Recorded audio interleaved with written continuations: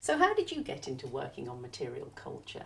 Well, for me, it was actually reading a book. It was reading Samuel Richardson's Pamela, which is an 18th century novel published in 1740, and it's a really strange, wonderful novel about the kind of persecution of this young servant girl in a house. And the first thing that struck me was just how absolutely full of material detail this novel was, about interiors that this servant girl inhabits, and particularly her dress, which is described in absolutely minute detail throughout the novel, and in ways that made me quite quickly realise just how little I actually knew about this period that I was coming to know and love.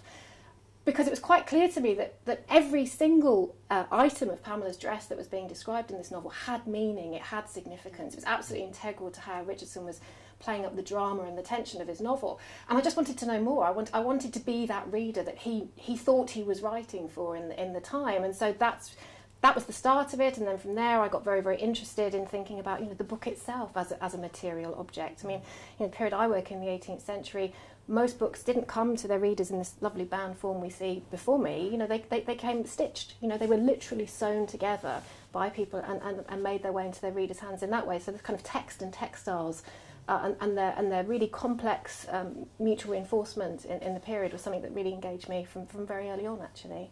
Yeah, that's really interesting. So that sense that in fact the language of the book is telling you much more through the objects that it's identifying than is necessarily there literally on the page. Absolutely. There's a whole range of meanings which would absolutely not have been lost on their readers. There's a kind of fluency that we need as readers to acquire in that kind of language of material detail, which in historical periods you may have to work a little bit to reconstruct, but boy, it pays off, I think, in the reading and the rereading. Yeah, it's interesting what you say there about the servant girl as well, because a lot of my interest in the earlier sort of 16th, 17th century period in material culture is trying to access the lives of people who were not literate, people lower down the social scale, and women, I guess, in particular, and just trying to think about how we can access their ways of responding to the world and recording the world, which are not textual ways. So yes, through stitching, through needlework, but also through their interaction with the material environment, I suppose. And I really want to know about the period I work on, where people wrote, where people read, where they kept things. So this chests like this one, that people might have kept their very important documents in. How does that material context for their reading and writing, what does that do to our understanding of their literary and textual response to the world, and also that extension of what we mean by recording the world in other forms? So for you, Catherine, then, recovering that material engagement with the world, it sounds like it's something which is inherently political in some ways, or could be political for many of these people, even if they didn't necessarily see it that way themselves. Yeah, I think that's very true, because their purchase on a political, with a small p, environment, in a period where the public sphere is, we're told, developing, is so limited, and yet there's a rich cultural life there that I want to engage with. So it's also very political for me, because I don't want to exclude that majority of the population from my engagement with literature in a period when Shakespeare's writing, so a period that we associate very strongly with a rich literary culture. And I think that probably has resonances for you. It's really interesting, yeah. I think my work on Native American literatures and cultures is very different to both of your work, obviously, but that meeting point of aesthetics and politics is absolutely central. And there are two kind of key ways in, for me, to material culture, although that term material culture is a real bone of contention for native people, but they're both decolonising narratives in a sense. So on the one hand we have the relationship between indigenous communities and museums, and what we might see as the material culture of indigenous peoples becoming a kind of artefact of colonialism through museumisation and the ongoing museumification of indigenous cultures. But that, in a sense, also brought me to another interest, which is the function and the political significance of writing itself to native communities. And writing has been used as a colonising tool in all sorts of ways.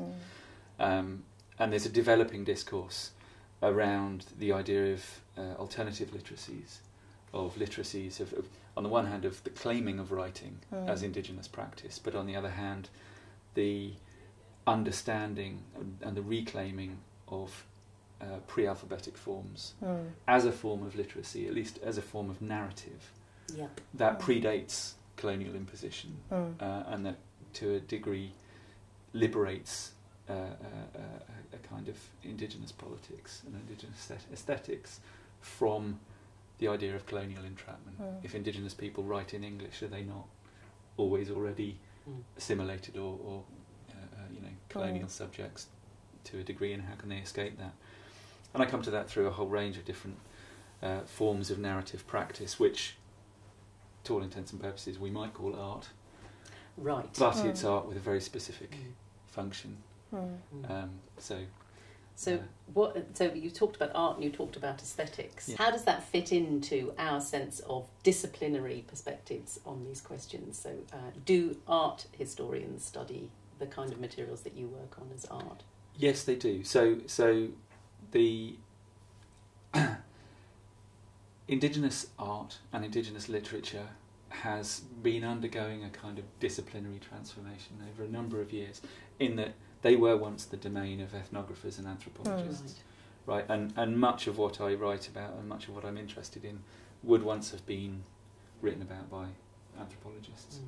And they have, over the last sort of 30 or 40 years, increasingly been drawn into the domain of art history, of literary study, and so on, where they often sit in slightly complicated relationship. So, for instance, when I'm looking at oral traditions, the relationship of the oral to the written is never easy ground to tread. Similarly, for art historians, the kinds of objects that I'm interested in particular, often sit outside the kinds of conventionally accepted boundaries of art in the Western art sphere. Yeah, me too. Yeah. My material's often seen as vernacular in a pejorative sense, and therefore not worthy of art historical study. And that would be true in my period too. I mean, one of the things that I became very interested in, I mean, going back to my example of Pamela, one of the key moments in the novel is when the heroine prolongs her stay in the house of this man who's persecuting her by embroidering his waistcoat. And I became very, very interested in needlework, which, talking about alternative literacies, I mean, many women in the 18th century and, of course, in the early modern period too, learnt to sew before they learnt to write. I mean, this is how they learnt those fine motor skills. But, where does embroidery sit, the study of embroidery in disciplinary terms? Well, it's certainly not art. There's, of course, a very buoyant and lively craft community and people who work on the history of craft. But these are low art forms, if they're even considered to be art forms at all. So this is kind of work that doesn't become visible in so many of the conventional disciplinary fields around which universities and teaching curricula are structured, I think. And that's why it's really important, isn't it, to think about its relationship, well, I think for all of us, to literary studies and to narrative form and to ways of making sense of the world. Can we have a look at... Well, I mean, so I brought this along particularly because it's about stitching and, it has real resonance with the work that both of you do. These are moccasin tops, and these were put together for a recent art exhibition. But, of course, they very much invoke and continue a traditional practice that has a very clear utilitarian function. And it's a practice that beading was done by men and women, but moccasins were often made by women.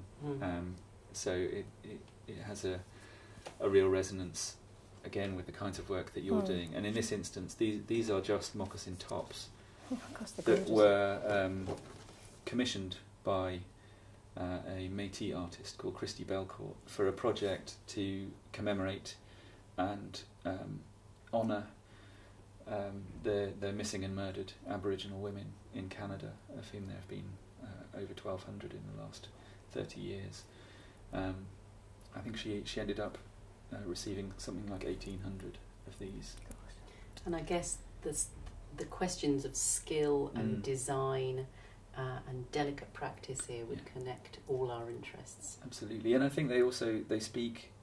So well, in material cultural studies, we often begin with the idea of the object as text, or the object as a readable thing, I think one of the things that interests me about this kind of work is that they're readable in the sense that each item tells a specific story about the missing person that they're intended to honour. They also tell us a story about the relationship between the maker and the materials, and the maker and that narrative of the missing and murdered women. And then, of course, for many of them, pictographically, they tell a story as well. Yeah, and there's something here, isn't there, in the way in which this project was put together, and I know some of the work that Jennie's been doing, about contemporary response to either contemporary political situations or situations in the past through a kind of craft practice. Absolutely. I mean, I think one of the things that's become very clear to me through recent work that I've been doing in a part of an exhibition that I recently curated, which was a wonderful celebration of 18th century needlework, which used patterns that probably haven't been worked with for about 200 years. One of the things that became very clear to me from this huge swell of enthusiasm which we rode when people offered their work for our exhibition, I think, is that, you know, we're living in an increasingly virtual world, a digital world, where we're losing connection to these very intricate, delicate, important material occupations, things we do with our hands other than swiping tablets and so forth. And I think, you know, many people feel a very keen sense that this is work which is endangered, that is being threatened, that needs to be recuperated, that has much to offer modern day individuals, but also that enables us to engage with our past in really important ways. Yes, and to put that alongside a literary engagement, a more traditional literary engagement with the texts from the past, is a really interesting way forward.